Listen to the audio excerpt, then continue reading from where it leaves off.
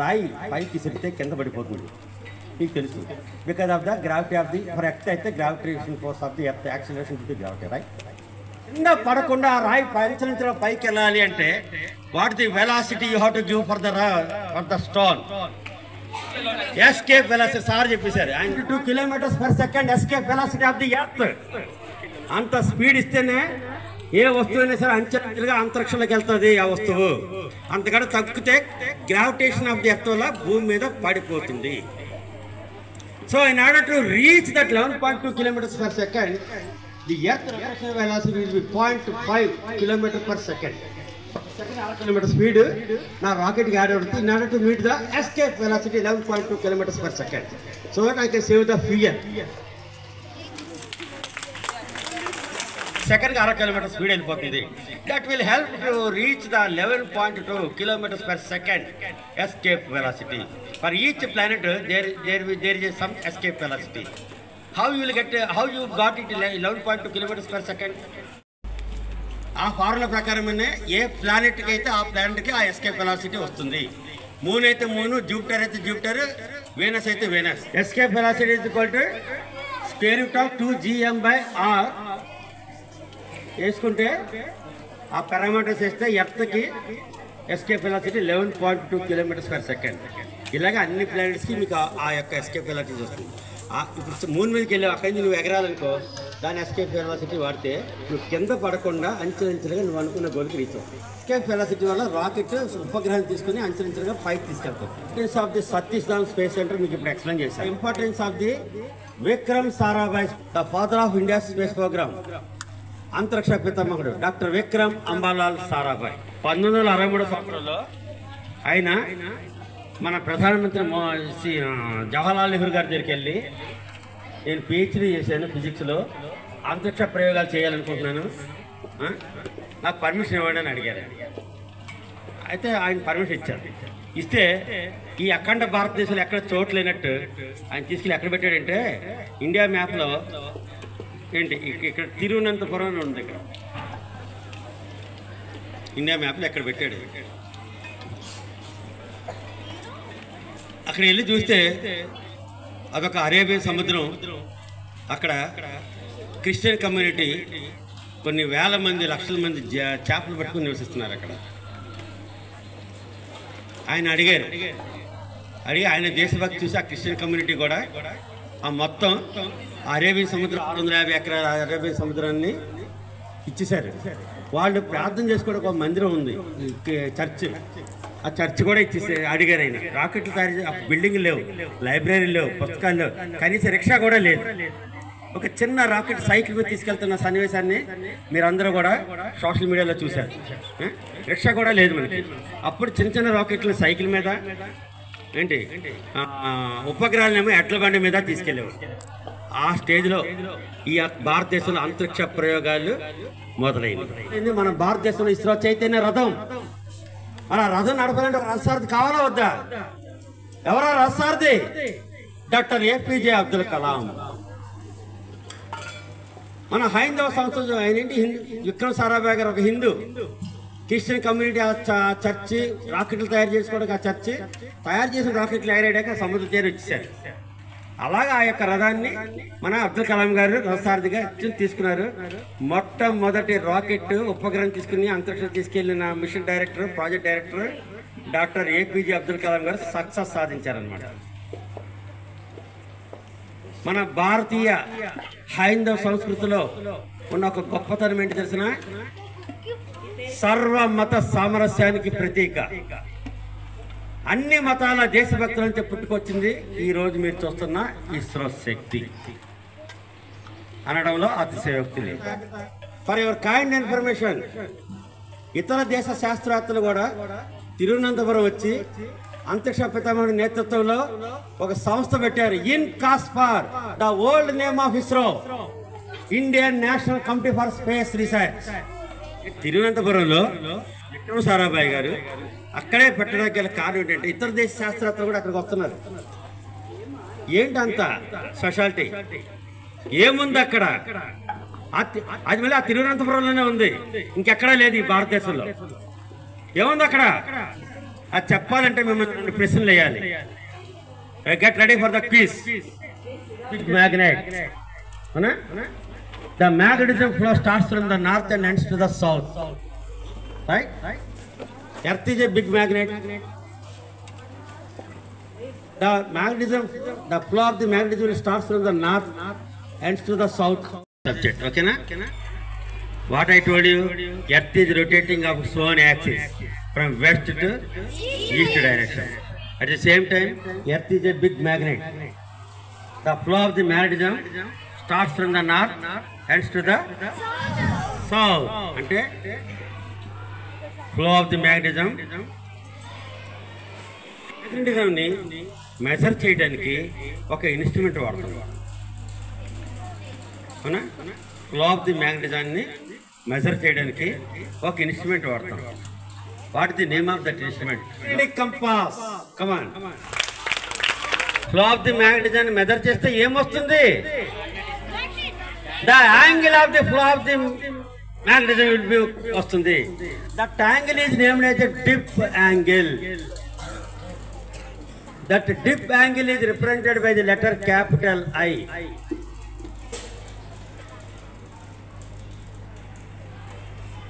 మళ్ళీ రిపీట్ చేస్తున్నా. When you measure with the compass instrument from the north to the south, the flow of the magnetism, when you measure with the compass, what you will get? The angle of the flow of the magnetism will get. That is named as dip angle. It is represented by the letter capital I. At north, the dip angle will be plus 90 degrees. At south, the dip angle will be minus 90 degrees. అంటే నీడిలా పెట్టి తిరుగుతుంది. ఇక్కడేమో 90, ఇక్కడేమో 90 degrees. ఇక్కడ 90 ఎప్పుడైతే నీడు ఇలా ఇలా ఇలా ఇలా సౌత్కి వస్తుందో ఇక్కడ వచ్చేప్పటికి ఇక్కడ minus 90 degrees. అదనమాట ఇక్కడ నేను రాసింది. అవునా? అవునా? Again, let us start again. When you measure with the compass instrument the flow of the magnetism, when the needle goes like this, like this, like this, like this, at one point the flow of the magnetism will be parallel to the earth surface where dip angle becomes 0. I becomes 0.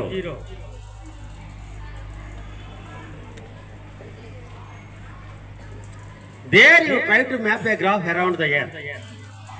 Again I am repeating. When you measure with the compass instrument the flow of the magnetism, what you will get in terms of angle, that is called dip angle. Dip angle, it is represented by the letter capital I. This, when you measure with the compass instrument at north, it shows plus 90 degrees, south it shows minus 90 degrees. When the needle starts from the north and going towards the south, at one point the needle shows 0. Dip angle shows 0. There you try to map a graph. The graph will come like this. Graph will come like this.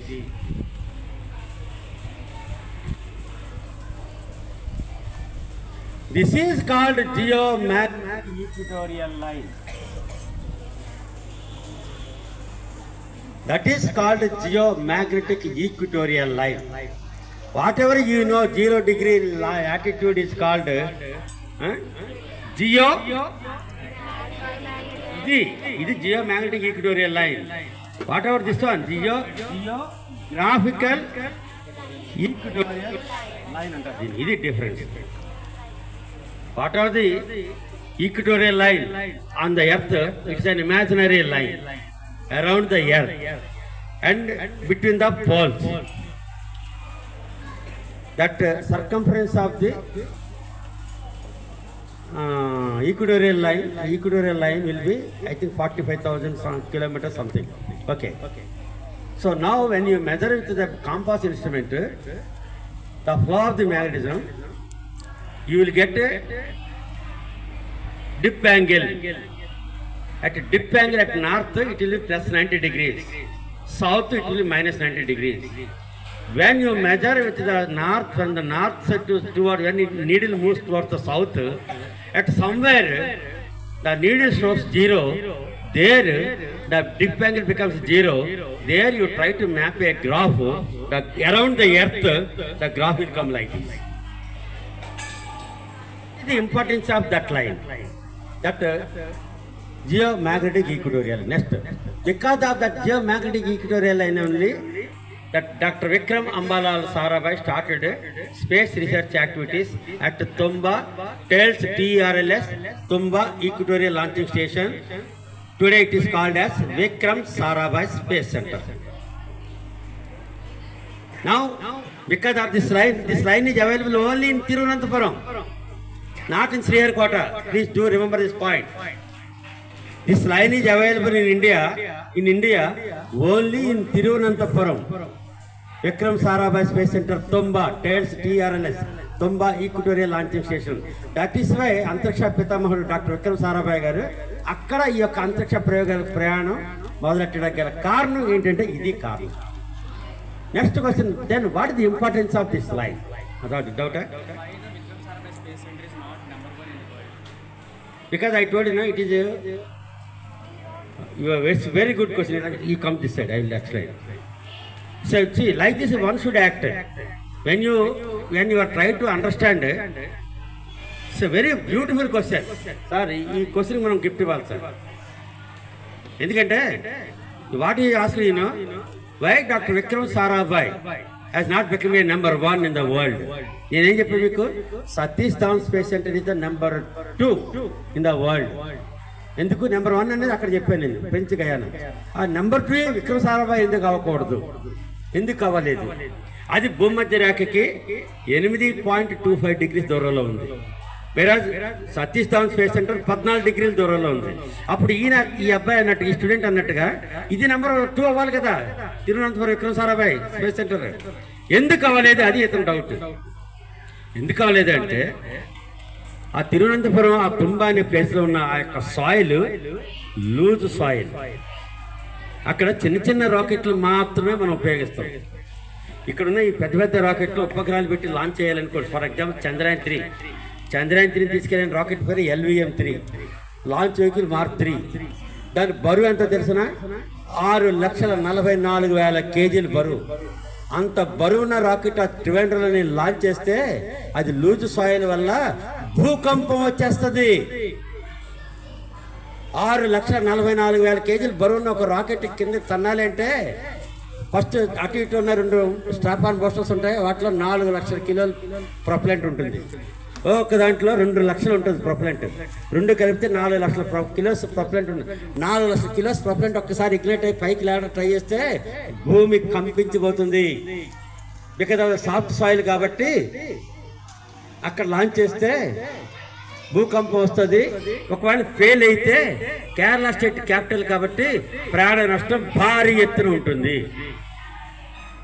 అందుకని ఎక్కడ పెట్టాలి, ఉపగ్రహాలను తీసుకెళ్లే రాకెట్లు ఏదైనా సరే, ఉపగ్రహాలు తీసుకెళ్లే rocket ఏది కూడా తిరువనంతపురంలో లాంచ్ చేయరు. తిరువనంతపురం లాంచ్ చేసే రాకెట్లన్నీ రోహిణి సౌండింగ్ రాకెట్ RSR. అవి సైంటిఫిక్ ఇన్స్ట్రుమెంట్స్ క్యారీ చేసుకుని అంతరిక్షంలో తీసుకెళ్ళి ఇన్స్టెంట్ యూజ్, అక్కడున్న వాతావరణంలో ఉన్న ఆ పాయింట్లన్నీ కూడా మనం క్యాచ్ చేస్తాయి, డేటా కలెక్ట్ చేస్తుంది, రీసెర్చ్ చేస్తారు. వేరే ఉపగ్రహాలను తీసుకెళ్లే రాకెట్లు మట్టుకు సతీష్ ధావన్ స్పేస్ సెంటర్లోనే లాంచ్ చేస్తారు. 3వ రాకెట్ ప్రయోగాల కేంద్రం తయారవుతుంది. చెప్పాను కదా, తూత్తుకూడి గ్రామంలో కులశేఖరపట్నం డిస్ట్రిక్ట్లో 2,300 ఎకరాల స్థలంలో తయారవుతుంది. అక్కడ కూడా ఉపగ్రహాలు, చిన్న చిన్న ఉపగ్రహాలు 500 నుంచి 1000 కేజీల మధ్యలో ఉన్న ఉపగ్రహాలు కూడా అక్కడ లాంచ్ చేస్తారు. అది రెడీ అయిన తర్వాత దానికి 2వ స్థానం రాలేదు, ఎందుకంటే ఉపగ్రహాలు అక్కడ లాంచ్ చేయడానికి కుదరదు. ఇంకా చాలా అడ్వాంటేజెస్ ఉన్నాయి శ్రీహరికోటలో. మ్యాగ్నెటిక్ ఈక్వటోరియల్ లైన్ దగ్గర నుంచి ఆకాశంలోకి 130 కిలోమీటర్ల ఎత్తులోకి వెళ్ళండి. 130 కిలోమీటర్లు ఎత్తులోకి వెళ్తే, to your surprise, there is a current around the earth. There is an electricity around the earth having 30 kilometers wide.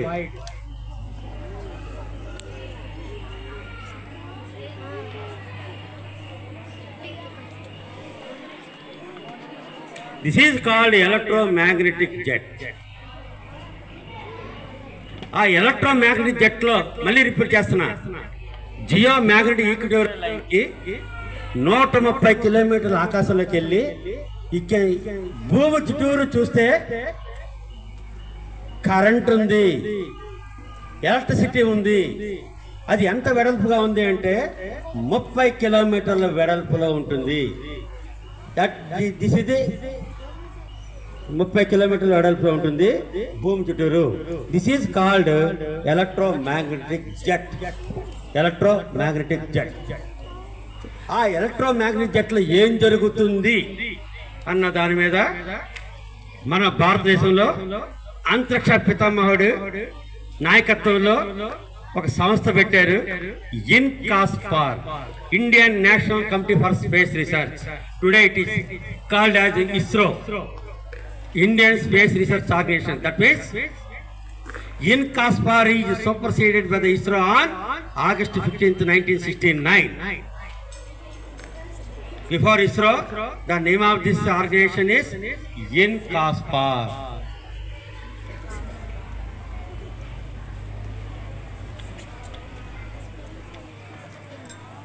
This has become a ISRO. Electromagnetic జెట్లో ఏం జరుగుతుంది అన్న దాని మీద ప్రయోగాలు చేస్తూ, మీకు అందరికీ తెలిసిన స్పేస్ అంటే ఏంటి? స్పేస్ అంటే భూమి నుంచి ఆ స్పేస్ ఎంత దూరంలో మొదలవుతుంది? 100 kilometers. కరెక్ట్. కమాన్. ఎక్కడ మొదలవుతుంది అంటే మీ వాడు 100 కిలోమీటర్ దూరంలో మొదలవుతుంది అని అన్నాడు. దానికి ఇంకొంచెం క్లారిటీ నేను ఇస్తాను. Where atmosphere ends there space begins. ఎక్కడైతే అట్మాస్ఫియర్ వాతావరణం ఎండ్ అవుతుందో అక్కడ అంతరిక్షం మొదలవుతుంది. Where it ends at the height of 100 kilometers. You draw a line around the earth at the height of 100 kilometers. Above that line is called space. Below that line is called atmosphere. That line is named as a Kármán line. Mitrama, that line is named as a Kármán line. Different zones ఉన్నాయి, different spheres ఉన్నాయి. Third, atmosphere, exosphere. Absolutely right answer. Come on. నేను దీని మీద మరో question చేస్తాను, చెప్పండి. Mesosphere, mesosphere, thermosphere or ionosphere, then exosphere. ఈ 5 spheres యొక్క జోన్స్ ఎవరు చెప్తారు చెప్పండి. 6 కిలోమీటర్ల నుంచి 20 కిలోమీటర్ల మధ్యలో ఉన్నదాన్ని ట్రోపోస్పియర్, 20 నుంచి 80 నుంచి 50 కిలోమీటర్ల మధ్యలో ఉన్నదాన్ని స్ట్రాటోస్పియర్, 50 నుంచి 85 కిలోమీటర్ మధ్యలో ఉన్నదాన్ని మెసోస్పియర్, 85 నుంచి 690 కిలోమీటర్ల మధ్యలో ఉన్నదాన్ని దీన్ని ఐనోస్పియర్ ఆర్ థర్మోస్పియర్, 690 నుంచి 10,000 కిలోమీటర్లు ఎక్సోస్పియర్. ఈ స్పియర్స్ అన్నింటిలోనే ఏం జరుగుతుంది, ఆ ఎలక్ట్రోమాగ్నెటిక్ జెట్లో ఏం జరుగుతుంది అన్న దాని మీద మన అంతరిక్ష పితామహుడు doctor Vikram Ambalal Sarabhai and their team. ఇది the importance of the Vikram Sarabhai space centre. అందుకోసం ఇతర దేశ శాస్త్రవేత్తలు కూడా తిరువనంతపురం వచ్చి under the leadership of Vikram Sarabhai space research activities చేయడం గల కారణం అదనమాట. ఇప్పుడు దాకా నేను చర్చించుకున్నది మొట్టమొదటి అంతరిక్ష ప్రయోగాల కేంద్రం విక్రమ్ సారాభాయ్ స్పేస్ సెంటర్, రెండవ అంతరిక్ష ప్రయోగాల కేంద్రం సతీష్ ధావన్ స్పేస్ సెంటర్.